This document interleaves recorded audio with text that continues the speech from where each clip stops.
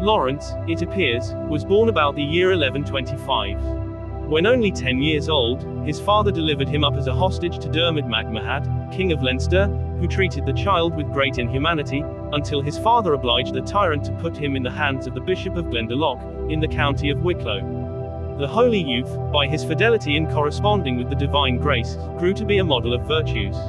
On the death of the bishop, who was also abbot of the monastery, St.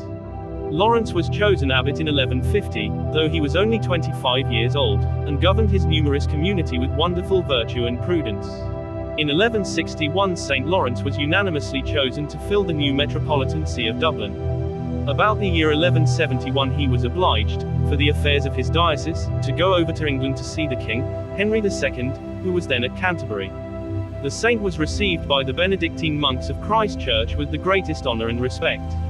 On the following day, as the holy archbishop was going to the altar to officiate, a maniac, who had heard much of his sanctity, and who was led on by the idea of making so holy a man another street, Thomas, struck him a violent blow on the head.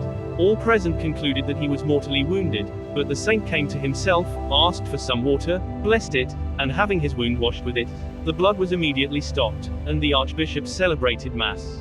In 1175 Henry II of England became offended with Roderick, the monarch of Ireland, and St. Laurence undertook another journey to England to negotiate a reconciliation between them.